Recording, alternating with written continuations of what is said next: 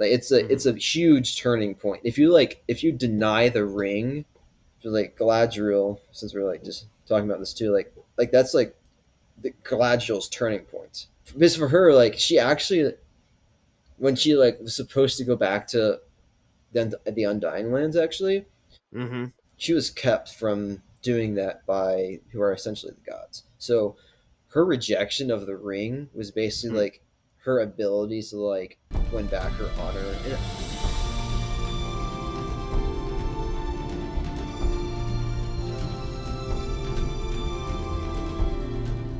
Welcome. This is A Lost Plot, the podcast where cinematic plots are taken apart piece by piece to determine what makes that movie great or why it has been forgotten today.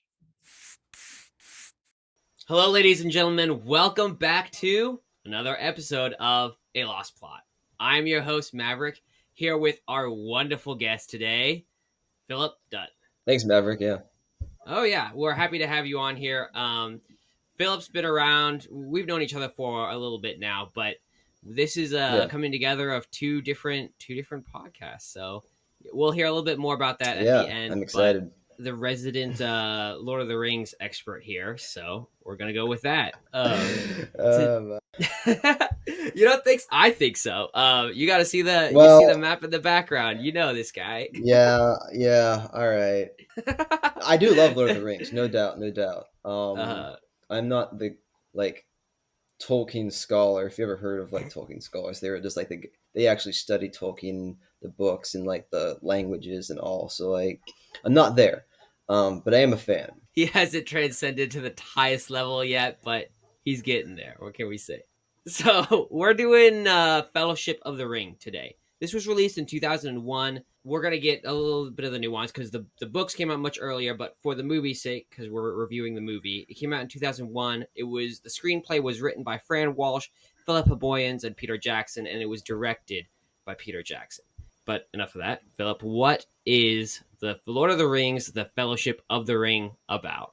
I think the best way to give a background of it is, where the movie starts. It talks about how Sauron, who's the main evil character, he makes all these rings for them, and then forges by himself the one ring to rule them all. So that's like the biggest thing to know. Basically, you have the elves and the men. They get together and they decide that they need to overthrow Sauron. So they actually defeat him. Isildur had the chance to destroy the ring. He does not.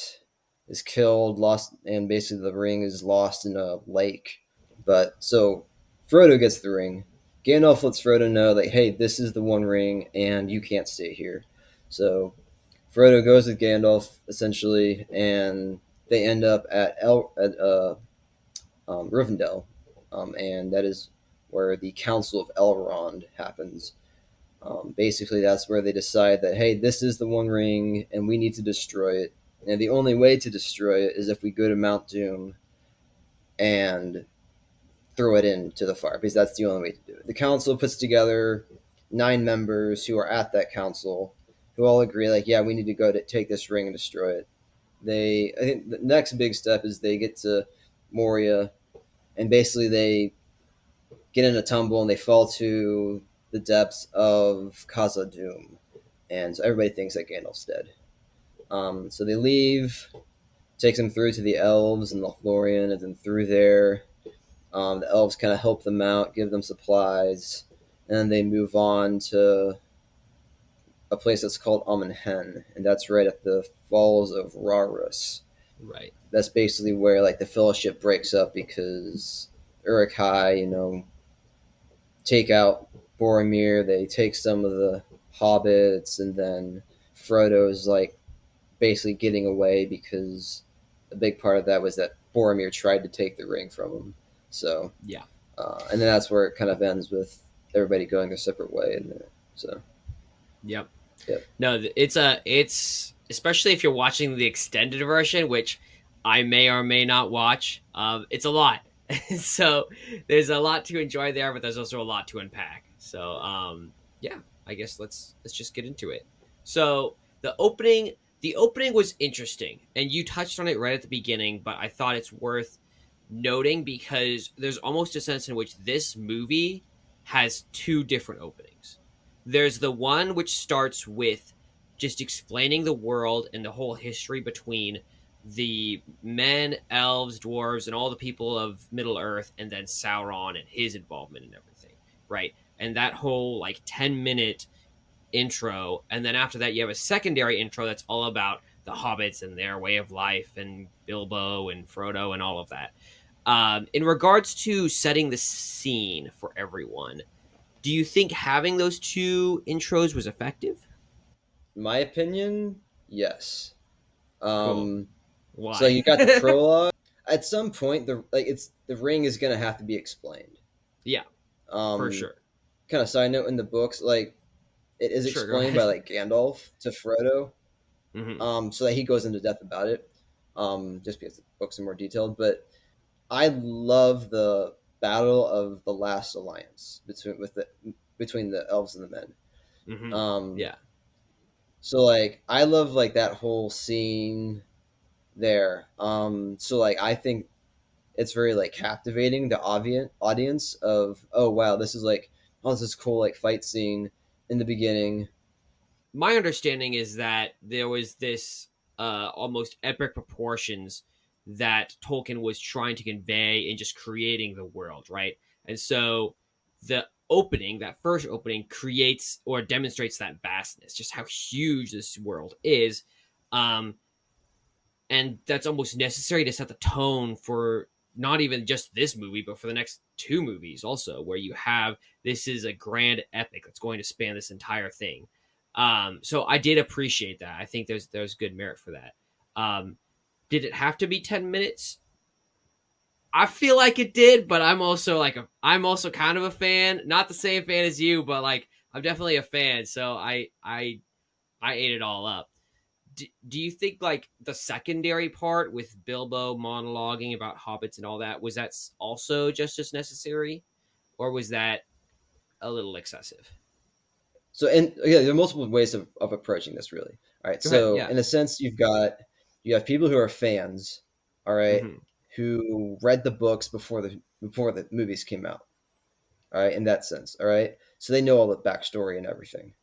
Right. um and then there are people who are fans who watch the movies and then read the books, and then there are people who watched the movies and never and You're read right. the books afterwards or whatever. So I guess like looking back at like the book a little bit, like there's some details about hobbits that are explained in the beginning that kind of like give that sense of like, yeah, hobbits like kind of need to be given like a little more time to talk about, because that's Hmm. kind of like it's kind of like hobbits are kind of the core of the storyline in a sense. Like it's gonna like it depends on like the hobbits in the end, more or Yeah. less. Yeah. So I think that I think it was helpful because also like hobbits are supposed to be these people who don't do anything outside the Shire. Yeah. Like Yeah. especially like hobbits that are in the Shire. There are other hobbits outside the Shire as well. But hobbits like inside the Shire stick to themselves. They're supposed to be like like English like countrymen. They're like, just like their tea and sitting at home and enjoying the countryside and Yeah. all that kind of a thing. So I Yeah. think that like giving that sense of like, hey, this is what hobbits are, I think is probably important in my opinion. I think that to people maybe who wouldn't see necessarily like, oh well, I'm not really that big of a fan, so like if you didn't tell me about who hobbits are really, then I probably wouldn't have been that much of a difference. Yeah, and you reminded me of something too by saying that is it almost creates a contrast too between uh like the type of story that's being told and the type of people who are going to play the big role, right? Like the hobbits are important, but they start off as kind of nobodies in a lot of ways, right? And so that's what makes them unique. Especially because I'm thinking of other series too, where usually the big players are like sons of royal houses, or like in the Dune series, or like you're talking about Aragon, where it's all about the dragon riders and all these things. But this is actually kind of unique that these are, like you said, the countrymen that are out there that are making a huge difference, and so you have to set that contrast. Yeah. I think, yeah, the only thing I would say is that there is a lot of scenes in the middle. If you wanted to get nitpicky and you're not a fan, and you're like, I just want the bare bones story, you could still cut out some of those scenes that are a little long, or, Gandalf smoking his pipe and, a boat coming out of it, those kinds of things. Yeah, you could cut those out. I think they add to the story and to the flavor and to the feel. But there's a couple things like that you could cut out if you were really like, all right, let's just get bare bones about this. But in regards to the aesthetic, it's excellent, and it sets the right tone going forward. The plot really gets involved though once Gandalf forces Bilbo, to pass the ring on to Frodo, right? And when he realizes that it's the Ring of Power, and that's where it goes from these are simply hobbits who are going to live the rest of their lives in the Shire to Frodo now has to do something, otherwise his life is in and his the life as he knows it is in jeopardy. Uh, in regards to that transition in his life, how do you think they did telling that story? Like it doesn't seem that Gandalf is gone for very long Mm-hmm. in the movie. Right. Um, in reality, he's actually gone for like years. Yeah. So like there's that sense where like Frodo like basically is in a sense like by himself a lot of the time, and then they gave a little bit of it, but he's like basically like with the ring, like he in a sense like isn't doing anything with the ring. He Mm-hmm. probably just like the movie shows, he has it in the chest. He puts it in there, and then whenever Gandalf comes around, he's like, "Hey, I need to see this ring because I'm pretty sure this is like the One Ring." Yeah. He's been very fond of the Shire, but I think at times too, I think he like has had this desire to go outside. He has like, in a sense, like it makes it seem like, oh, he has this ring now, and now he's got to go. Oh, you mean in the movie? Yeah. Yeah, and yeah, so he's got like the sense of they put the sense in the movie of, hey, he has the ring now, and like once those figure out that what the One Ring is, now he's got to like leave the Shire. Right. So I think in a sense it probably does a good job because, for instance, when the hobbits get to Bree, Mm-hmm. and like at that point they meet the ring race. Yeah. They so they've already met the ring race at that point once they're leaving the Shire, and they get to Bree, and you just, at least in my mind, I get the sense of like these hobbits, like the guy at the door knows what hobbits are, Mm-hmm. so hobbits probably go that far if they're not from the Shire. Right. When Sam basically says, "This is like the farthest I've ever gone," Oh. out of the Shire, basically. Yeah. Yeah. Yeah. So they kind of like try to give this sense of like, hey, these like the hobbits have never been outside Yeah. here, and especially like Frodo and Sam. I'd agree. I would say that you are right, especially in regards to the books about the distance of time.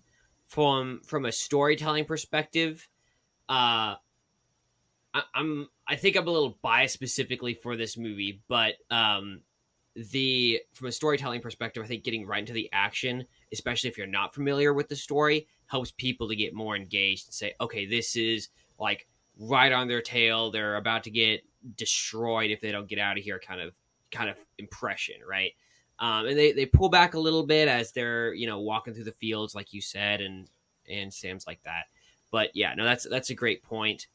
Also, little tangent from me, but the this whole introduction of the ring wraiths is, in my opinion, one of the best introductions to evil characters that I have seen in cinema. And part of that is because you don't see their faces, you don't see what they're about. All you know is they serve this dark lord, and every time you see them, it gives this sense of fear and dread. And that's in every single aspect of them. The boots they're wearing, the horses they're riding, the way that insects are crawling out of their armor when they lean over the bough of a tree. Like this is the it's just so it's this is in my mind where you go, this is moving toward the uh irrational psychological fear that you'll see in like horror movies without going down the stupid path of starting to do things that don't make sense anymore. You know, they Yeah. don't do that, but they are still in going toward that like irrational fear that people will like tap into when you're watching that kind of movie. And so that's what I love about these characters is that they just get this ambiance of terror and they carry that with them in every single scene that they go into. One scene, kind of gives you that little more of a jump is whenever they're hiding behind this tree. Well, Mm-hmm. two instances, they're hiding behind the tree and like the the Nazgul like goes by Right. and basically like he runs after the bag that they throw. And then the other instance is when like they see one of the ring wraiths in the distance, and then Frodo says, "I have to get to Bree," and Mary's like, "Huckleberry Fairy, follow me." Yeah. And so they get up and they run. As soon as they get up, there's a ring wraith right there. Yeah. So it's just kind of like the scene, like, oh, they're gonna like, there's that one up there, so they're free to go. But then it's like, oh, wait a second, there's one right there now. They even carry that, I want to say, into where he puts on the ring. That was another element which is important for the sake of the power of the ring, just how he becomes invisible to everyone except for the Dark Lord who owns the ring and then his minions, which then everything that's in regards to Sauron gets highlighted and everything else falls away. And it's like they're at that point, there's a sense in which Frodo has fallen into Sauron's world, like when when he's in the tavern, or when he's falls and puts on the ring in front of the ring wraith. Like there's a sense in which he stepped into a whole new world, and yeah, I thought that was interesting too, especially because you saw the skeletal, uh, maybe not quite skeletal, but like the gaunt forms of the ring wraiths who are the kings of old and things like that. Yeah, very very interesting. A lot happens in the middle. I don't know. uh and this is where this movie becomes hard, right? Because normally a movie has pretty clear cut, this is the beginning, right? And they have three acts. They have the first act where everyone gets involved in the plot, the second act where everyone develops, and then the third act where all the bad stuff happens, they figure it out and they come to the climax, right? But this movie is kind of unique because it has Frodo get involved with the ring early on, right? And that's when Gandalf tells him, okay, this is the Ring of Power. You got to take it to Rivendell, right? And that's his first involvement, and that's the initiating engine for this movie. But then you have the council, right, in Rivendell, and that's kind of the initiating action, not just for this movie, but for the next two movies, where it's like this is what we're doing, and this is what's going to happen through the rest of the next 10 hours of the Lord of the Rings time you're going to watch, right? That scene's important. It's a little oddly placed from a storytelling perspective. Do you think that scene, what is your overall impression of that scene? Like the council, Yeah. if you're not wanting to watch the entire like extended edition the whole way through, Uh-huh. it's a great place to stop. Like for Yeah, the I for the guess film, so. it's a great place Yeah. to stop it. Like, and you're like, oh wow, this is cool. I'm interested in seeing what happens next. Yeah. So in that sense, it gives like a kind of another like kind of start to things, and you're like, okay, now there's like, this isn't just hobbits anymore. Now we've got men and elves involved and dwarves. Yeah. Um, so, and it's like cool because then you get to see like the more serious fighting scenes later on. Mhm. Mhm. It's like before that you don't really see any fight scene besides like really only besides like Aragorn, like Yeah, warding off fighting the them. ring wraiths at the Weathertop. Weathertop. Yeah. Yeah. this is the part of the story where a lot of people would say the classic response, well, why didn't they just use the eagles at this point and fly to Mordor, resolve Oh, all of that, right? And there's that, which I'm curious to hear your thoughts on. But the second thing that comes to my mind is Merry and Pippin as characters don't really add a lot of value to the Fellowship at first. They add stuff later on, but in a lot of ways, it kind of seem like a liability. So, and no one really, I guess, talks about that when they say we want to come on this adventure too, right? They're just like, all right, whatever, sure, come along.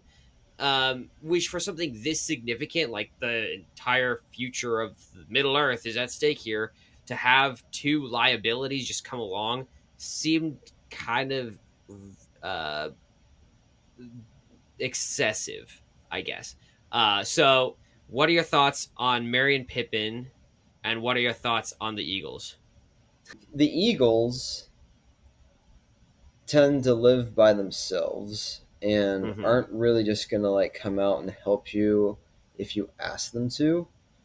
Um, yeah, but I mean they do help in situations that are they're needed. Like I mean, just jump forward to the Turn of the King, the Black Gate. Right, But like, exactly. and they just seem like if you've in the in other places like The Hobbit, Mm-hmm. um, they are like used a lot actually, and they actually help out.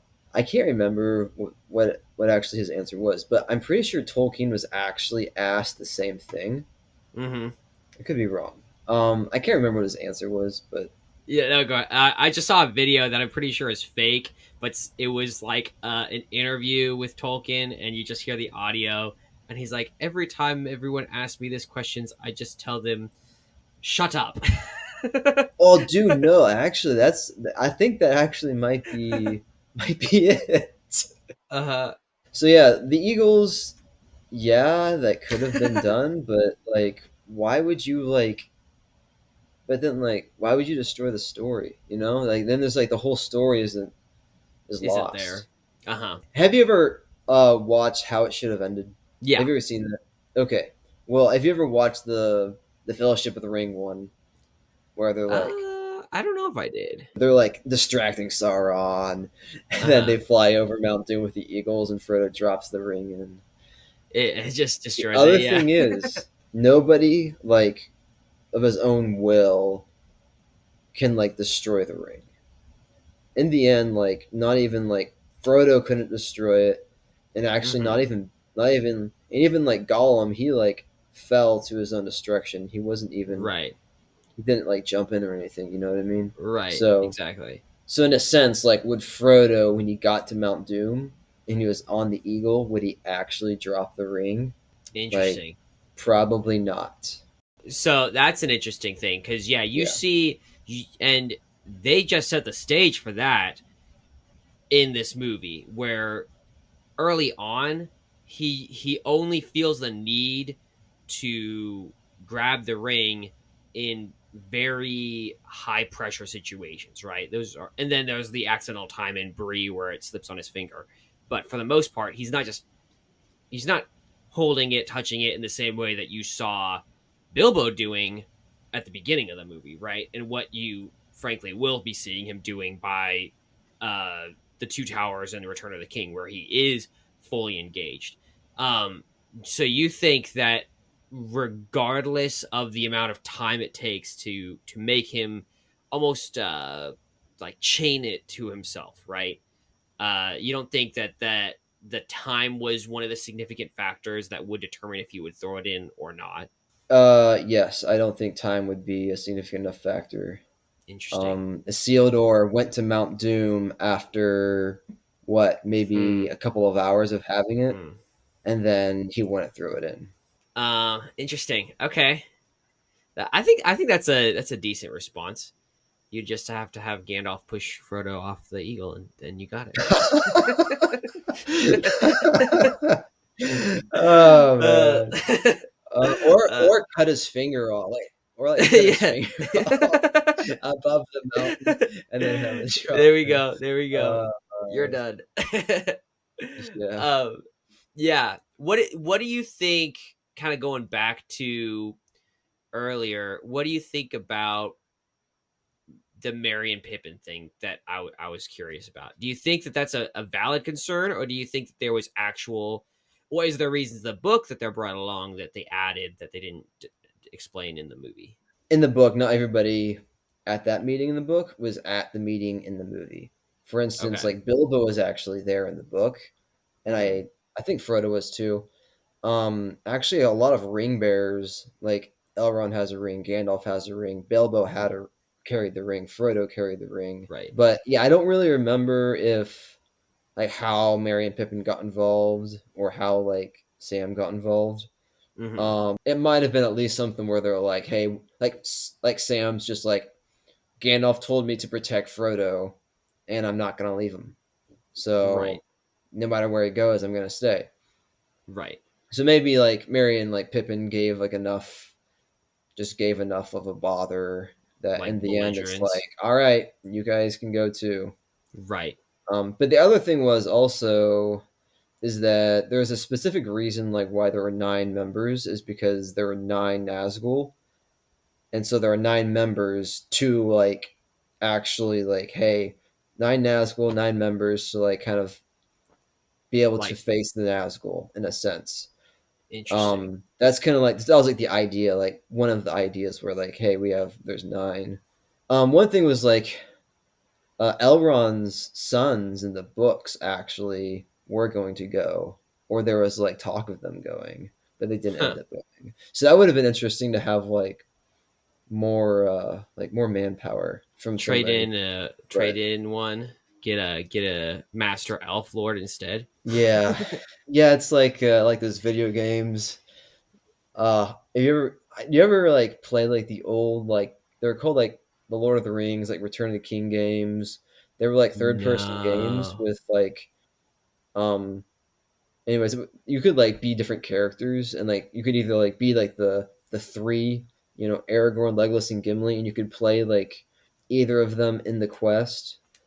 But then if you ranked up higher, Uh you could huh. like choose somebody else to replace one of them. Oh, It's kind of neat. interesting.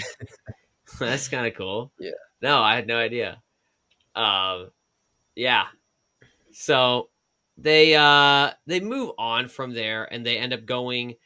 They try to go to Karateras, but then they can't, and then they go to the mines of Moria, and then they get locked in there, and goes all the way to what you were saying. It gave your little sneak peek about the true origin of Gandalf, with the Balrog, basically, and the fight Yeah. between the Balrog and Gandalf, and then Gandalf falls, and he's dead. Yeah. What are your that is probably the scene that's supposed to be the, oh my goodness, we're in like the worst situation we could be. We have no leader now. What are we gonna do? How do you think they did in regards to building up and playing out that scene? So if you're working through like are you working through like just wanting to go through like the movie right now like in sequence? Because there's also like a scene I'd want to go back to. Oh no, go back. Um Feel free. Yeah, yeah. I love the quotes. There are like Uh two huh. quotes in the show. We'll get to like the other quote at the end. Uh But huh. like the first quote that like is one of my favorites. So like in Moria, you have Gandalf and Frodo are are there and Frodo sees Gollum, right? Mm-hmm. In Moria climbing around. Yeah. And Frodo's like, "Hey, like, what is that?" He says that to Gandalf, basically, and Gandalf says, "Oh, that's Gollum. He's been following us for 3 days." And Yeah. Frodo's like, "Oh, wow." And they talk about like Bilbo and like Gollum and the ring, and like Frodo just eventually says like I wish the ring had never come to me. Like I wish none of this had ever happened. And then Gandalf says the line of like so do all who have seen such times, but that is not Yeah. for us to decide. All we have to decide is what to do with the time that is given us. So like I know that was like, anyways, to me that's like, man, that is an awesome quote. Yeah. Um, Yeah.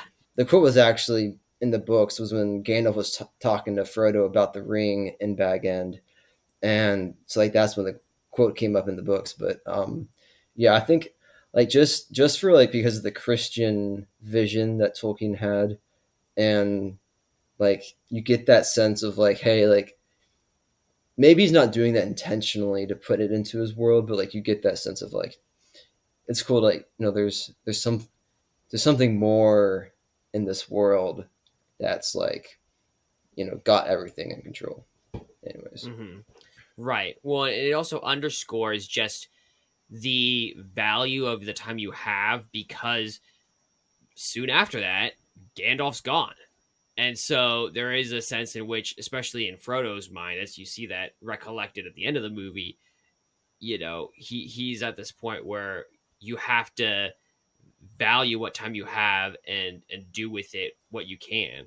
And Yeah, no, that's a really great scene, especially because yeah, in that scene, Frodo's being, I mean, obviously he's scared, but almost vengeful for how Bilbo didn't kill Gollum. And yeah. that's what Gandalf says, to almost right his mind and put him in the right perspective, that this is how we should be thinking of these things. It was a pity that like Bilbo saved him, and it was like Yeah. pity. It's like pity that like Bilbo like didn't kill him, like because he Yeah. pitied him. Yeah. I like how like the Fellowship of the Ring is, in my opinion, is more like how would you say? There's a lot of different things that are like going on. Hmm. Right. You have like the story. Yeah, might seem like it's slow building up, but then you got more action. You got great quotes. Um, Uh-huh. so like, there's a lot of like all around just like quality stuff that's in the Fellowship of the Ring that like is one reason why it makes my favorite. Would you say that you enjoy watching this more so than the other ones in the series? A lot more than the Two Towers, in a sense. Like uh, The Two Towers has like a great, you know, kind of like great scene of like, hey, like here comes Eomor and Gandalf just like down the hill, and it's like, yeah. yeah. But Yeah. Yeah. um, but yeah, I guess like the Return of the King would probably be like my second. Like the Two Towers like would be last. Hmm. But I think a lot of people want the action, and like Hmm. to me, like they're just like quotes that from like from the Fellowship that are just like these are great quotes. I like these quotes. Like there's this sense of like camaraderie among the Yeah. Fellowship that you have. I think that's part of what. Well, we'll get to that at the end, but yeah. So you have the Bridge of Khazad-dûm, right? And that's where you have this showdown between Gandalf, between the Balrog, and you have Frodo trying to go back and save him as he falls off the edge and he says, "Fly, you fools!" Right? His iconic line. Is that scene justified? Especially, I mean, you have more knowledge of these characters than we do. Was that a realistic play out of how those two Top Guns would have showed down? What did you think? It's like I have a guy, one of my co-hosts, who actually doesn't think Balrogs would have had wings because in the books in detail, like it's actually hard to understand like whether they were flying or whether they weren't. Hmm. Um, so Interesting. there is some like some people might have said like, oh, the Balrog wasn't that big. They were still like made of fire and all, but Right. like maybe they look differently. But Yeah. yeah, like I think that basically this like what happened in that scene, like if you want to compare it to the book, is like the same thing that happened. Fly you Okay. fools, basically the whole thing. Yeah, so Yeah. it was pretty. I mean, in a sense, like it's pretty cool because you get to see like two of like some of the most powerful creatures in Middle Earth like fighting. Like Yeah. the next higher on Middle Earth is Sauron, basically, out Hmm. of them. Sauron's Interesting. like the next one up. So um yeah. And Sauron's basically like them, but just more powerful. So my understanding, obviously as limited as it is and maybe this is a conversation for the Two Towers, but the the existence of Gandalf, understandably, is he's a powerful person. But at least how he presents himself in the movie is he's not as powerful as the Balrog. Obviously, when you see what happened, that's more in question. But more importantly, there is a scene of like almost death and rebirth for him that changes in some ways. It seems like fundamentally who he is and how powerful he is and what he's capable of. Do you think that there was true transformation between then, or and that he was weaker in his Gandalf the Grey form, or not? Yeah, he definitely was weaker. Definitely. Another thing could be it's like the wizards when they came to Middle Earth, Mm-hmm. like weren't just allowed to unleash their power and destroy like all the enemy. In a sense, Hmm. because like the people of Middle Earth, they're the ones who are like going to change the tide. It's not like yeah, the wizards came to like help them, Mm-hmm. but like it was like the wizard's power was like kind of tamed in a sense, so they wouldn't just like yeah, let's go out to Sauron and let's just like kick his butt. This is Right. kind of interesting because there's another time in history when basically like the demigods came out and like cleaned house because everything was like so bad. So like Really? in a sense that's not yeah. So in a sense that's not happening with Sauron. It happened with Huh. Morgoth, his predecessor. Right. But like basically it's like, hey, we're coming here to help everybody. It's like, but we're gonna have a hobbit drop the ring and like more, you know. Interesting. Also, kind of maybe going back a little bit, but that tangentially related was early on in the movie, Frodo has the ring and he hears about how terrifying this is, and he says to Gandalf, like, take it, right?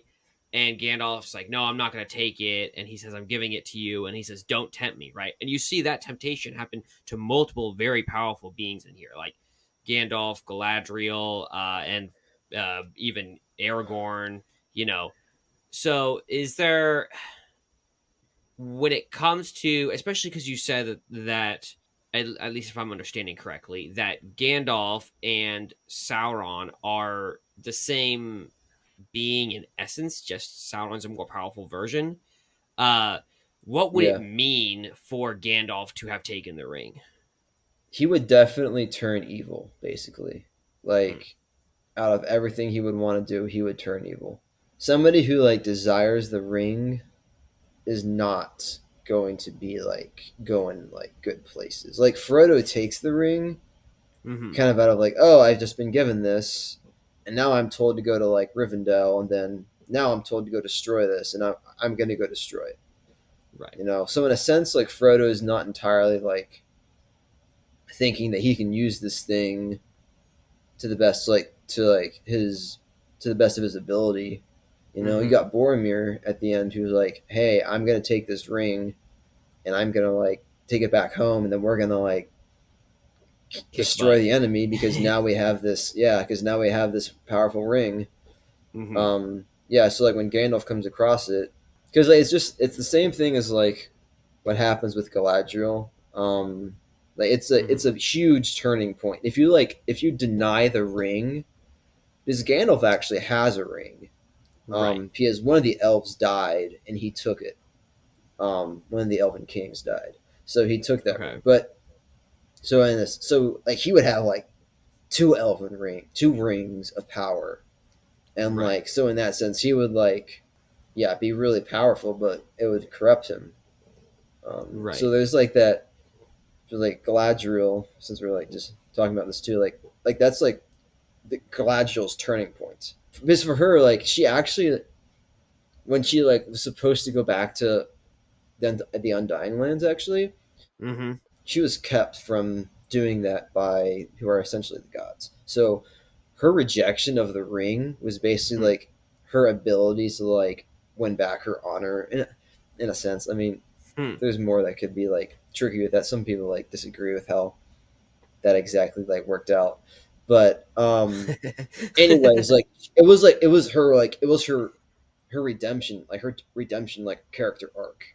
It Uh-huh. was her like Yeah. character arc of like I'm like the most powerful being, like, of all, like, humans and elves and like dwarves, and hobbits on Middle Earth. Like, she is like the most powerful being essentially. So she's like, she has this power that she could take, but she's like, nope.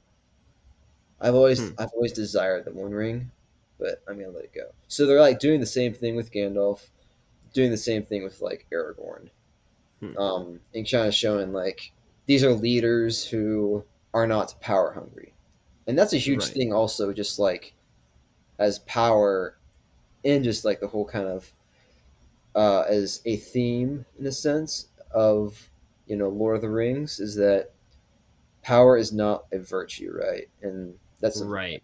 that Tolkien always like, he made that clear. But nobody who like desires power is ever like someone people like who like ends up being the one who's like leading people to like victory. Well, and it's interesting too because those very people who, at least it seems, could use those for good, right? Whether or not they would actually be corrupted by it, which they knew they would be. But each of those people who weren't just power hungry trying to get the ring were people that Frodo offered the ring to. And he saw it as like an opportunity to escape from this burden. Gandalf, him giving it to you. Galadriel, if you ask me, I will give you the ring. And even Aragorn, even when he says like, "Will you protect me from yourself?" Aragorn steps forward, right? And unlike Boromir, he doesn't pull his hand away or try to stop him. He leaves it there, almost waiting for him to take it. So yeah, that's a really interesting point to compare those characters. Um, so that's all honestly leads right up to the climax, which is where you have this realization that actually, and also kind of side note that I realized for the first time watching this is um that Frodo knew he would have to leave the Fellowship when he was in Lothlorien, which was surprising to me when he's talking to Galadriel and realizes what he must do, but he doesn't want to do it. And he has all this time to think about that before resigning himself to that fate at the Falls of Rhoras when he escapes. But what did you think of that whole climactic scene? So yeah, it's interesting, because Gandalf actually tells Frodo before the Mines of Moria, right before, like, hey Frodo, like, there are like beings I have not been tested against yet. Mm-hmm. So I don't know like what's gonna happen after this Yeah, here soon. And he basically tells Frodo like, you can't trust anybody, and you can yeah, only trust yourself. So like so once Gandalf dies, Frodo's like, all right, I'm out on my own now. I've yeah. gotta I gotta figure out how to like take the ring by myself. Well, so that's interesting too because I didn't I had heard that before, but it didn't strike me either until this time when I watched it because he's like, you must trust yourself, right? That was almost scary to hear because as the ring corrupts you more and more, isn't your thought process going to get more and more warped? So do you really want to tell this person to trust himself? Um, I, I don't know. Do you think that that was the right call Yeah, for Gandalf to make? Because you see him telling, I mean, jumping way ahead, but telling Sam to go home. yeah, 2 movies down the right. road. I don't know how much that line really did help him out. In a sense, I mean, like Frodo, like, people see the ring and they know it's powerful and they desire it. It's Hmm. like the ring has that lure on you, allure. Yeah, You know what I mean? So, yeah, in a sense, when he says that, like, yeah, because it's gonna affect the people around you, which is hmm, interesting. Like, because like Gandalf can't really see in the future, as far as I'm concerned. sure, sure, So he's not like telling Frodo ahead of time, like, hey, somebody's gonna try to take the ring from you. But no, people think they have the good desire to like use it, but they're gonna want it. They'll take it however they can. yeah. Um, just like you see with Smeagol and Deagle in the Return of the King. And you even see it in this Yeah, one that was with intense. Boromir.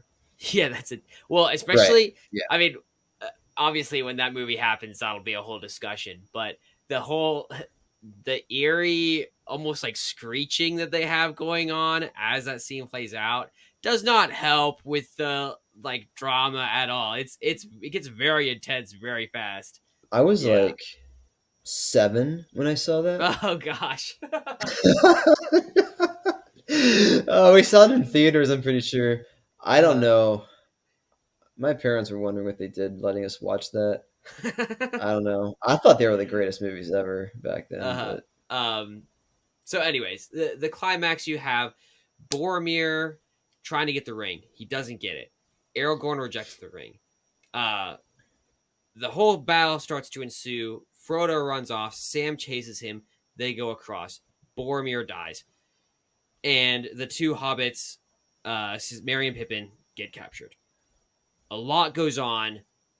How do you think they do in regards to concluding this movie? that ending scene is like one of my is again like one of my favorites. Frodo knows he needs to destroy the ring, so he's trying to like get there without, anybody holding him back.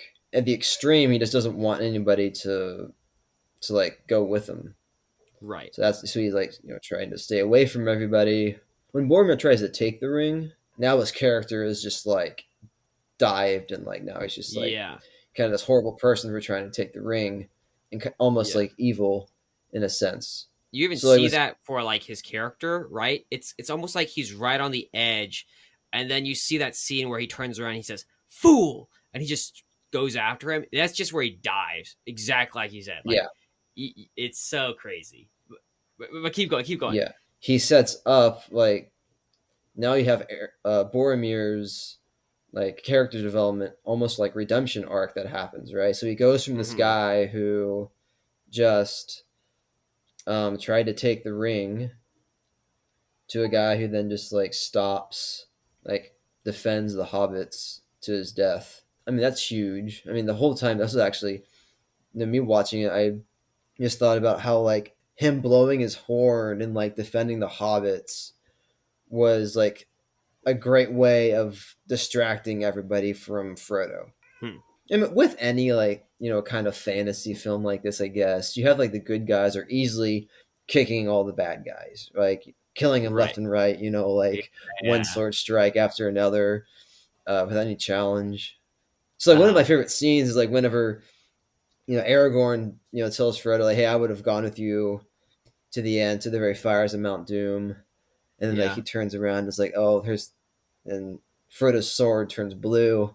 He turns around and it's like, "All right, Frodo, go! Run, run." Yeah. I mean, it's like kind of unrealistic, but like then he like goes at the Uruk-hai and just like starts chopping away.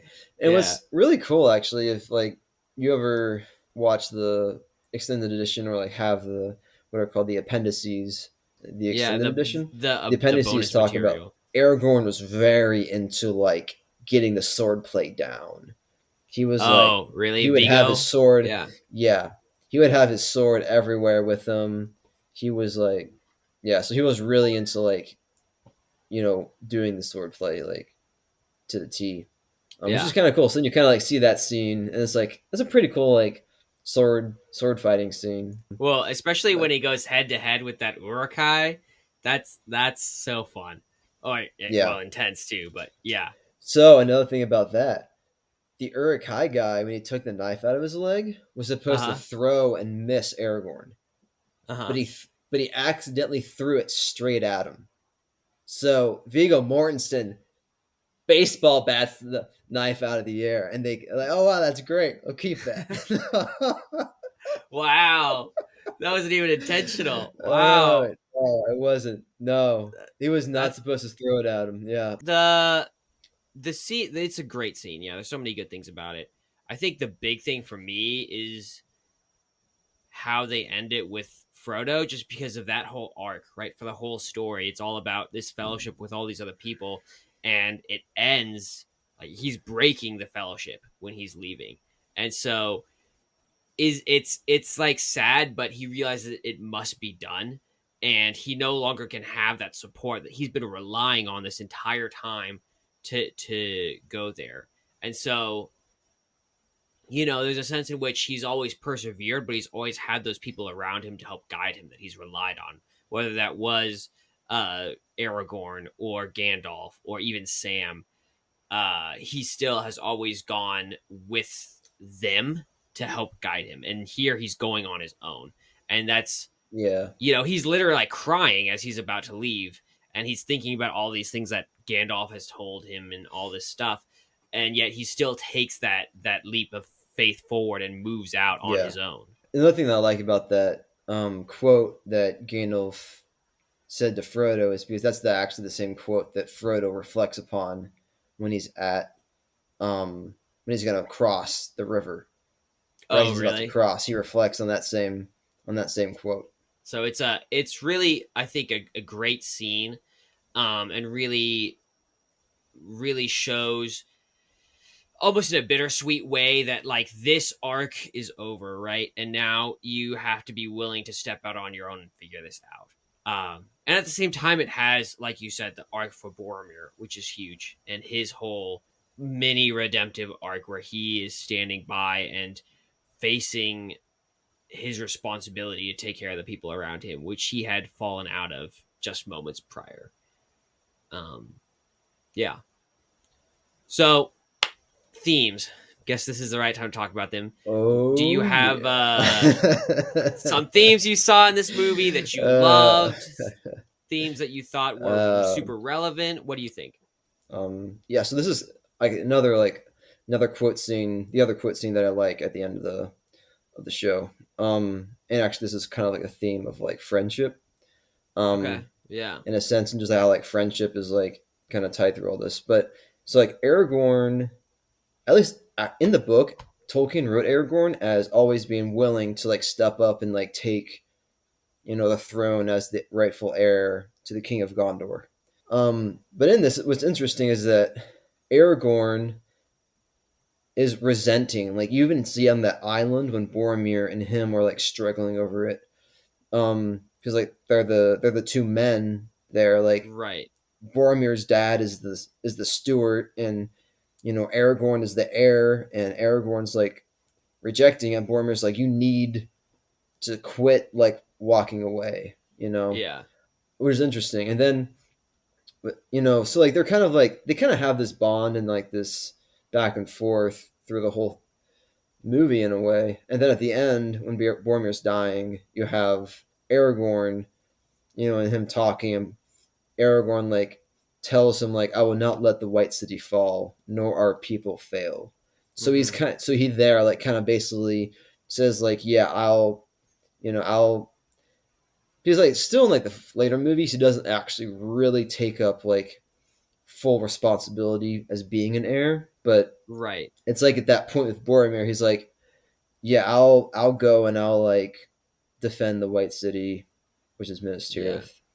Tirith." Which is actually like that's the quote I took to like name my podcast. I took Okay. that quote in like the White City was Huh. that's where it was from. Nice. So That's awesome. yeah, That's a um, little sneak peek right there. There you go, everyone. yeah. And then Boromir responds with like my brother, my captain, my king, Mm-hmm. um, Yeah. to Aragorn, and so there's that cool like kind of just friendship between them. You don't really see a whole lot of like friendship between other characters. Like Frodo and Sam, you think about like Frodo, like Sam runs after Frodo when Frodo's Mm-hmm. leaving, right? And he like tries to swim and he can't. Mm-hmm. But Frodo's committed to like being with. I mean, Sam is committed to being with Frodo. He's committed to being with Frodo, so he's like doing anything to like protect him in a real sense. Um, so I think that like friendship is like probably like a big theme of the Fellowship of the Ring. But you really, I mean, in a sense, it's like also consistent throughout the others as well. Which makes Yeah. sense because you're in some ways continuing the story.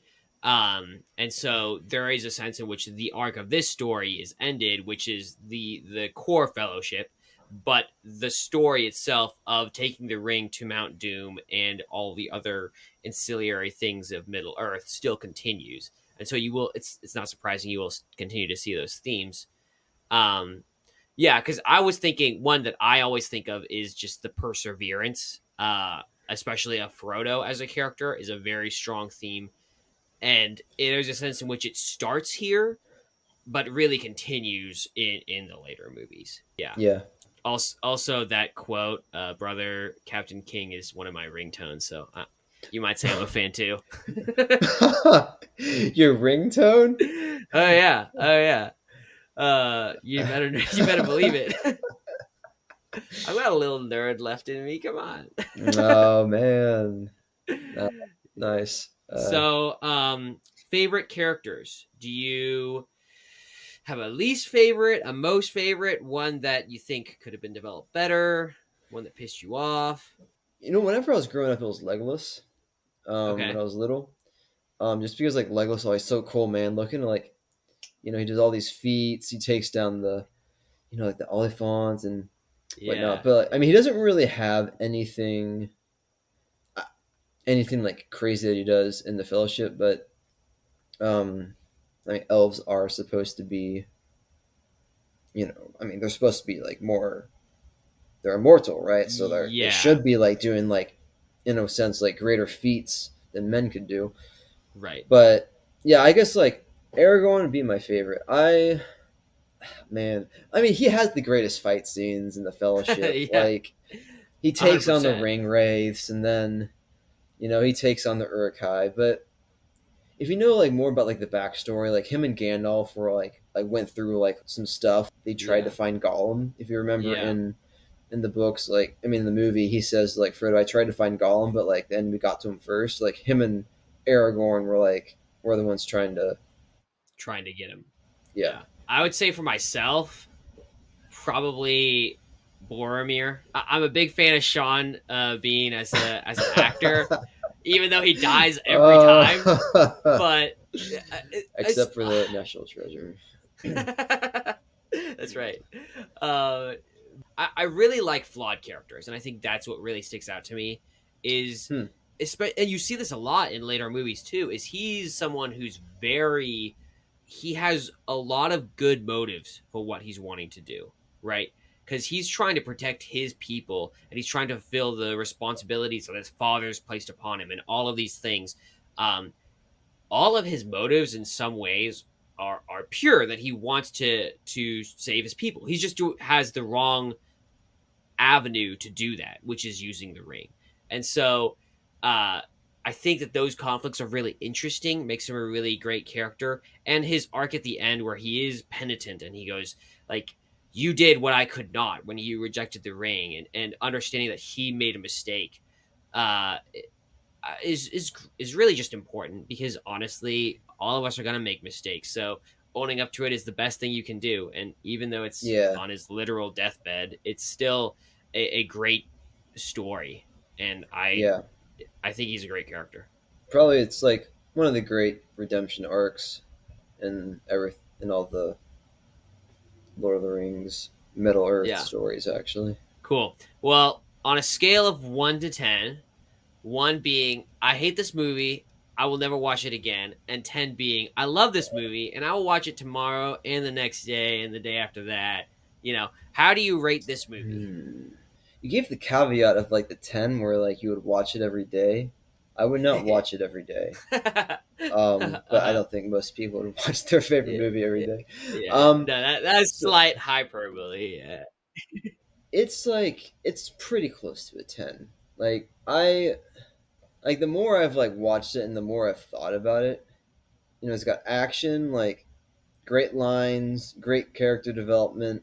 I don't know, it's full of just like a dynamic of different things. So I'd almost give it a 10, just because like out of any other movie, like which one would be my top?